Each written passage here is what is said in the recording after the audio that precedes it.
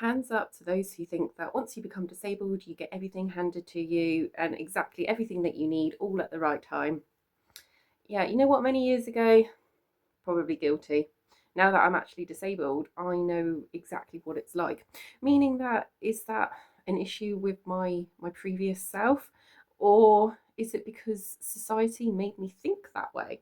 Here's the thing: once you become disabled, the first hurdle is actually just being listened to by your doctors, trying to get referrals to services. On a personal note, I have spent over 2 years trying to get a referral to the ME service, and that's on top of about 5 years or so complaining about my symptoms in the first place. Quite often, you're just told take paracetamol, lose weight, go have therapy. It's like, you know what, we've done this. If you ever watch any medical dramas, like House, for instance, where they're like, no, we must get to the bottom of this patient, find out what's wrong, and work out, treat them, and get them to manage their health.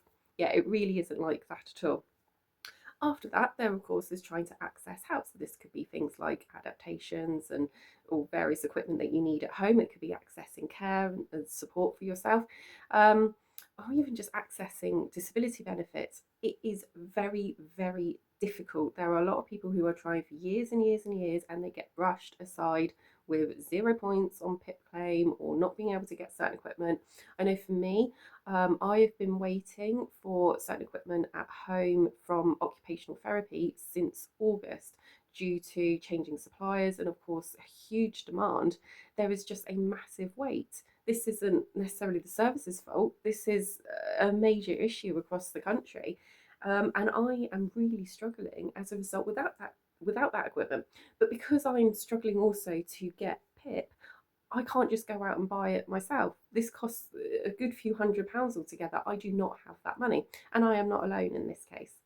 On top of everything else, it's also being believed by your loved ones and society as a whole. And of course, actually, the society thing is probably what's stopping us getting a lot of help through things like being accused of faking it and what have you, because they don't understand things like invisible disabilities or symptoms fluctuating.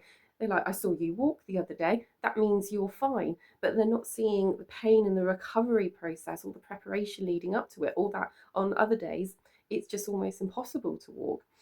And people really, really need to understand um, that disability isn't that simple, that invisible disabilities exist. And even the visible ones, they have their challenges as well.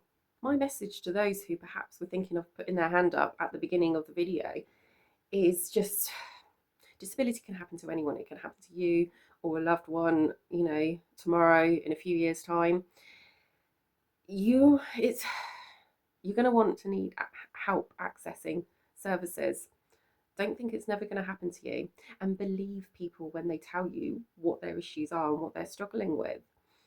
It's you know to, Disability help over the years has definitely improved compared to 50 years ago, obviously several hundred years ago, but it's still nowhere near what it should be, what it could be, for the fact that we are so advanced in our technology, etc.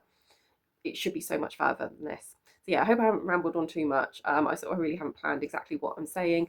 But yeah, I hope you get what I mean. And if you are disabled and you are thinking, do you know what, I'm with you and I'm struggling on this as well, you're not alone. And I know it doesn't really provide much comfort to be like, you know what, pretty much all disabled people are treated the same. But at the same time, it's not personal. It's not you just being targeted. There are people out there fighting for you.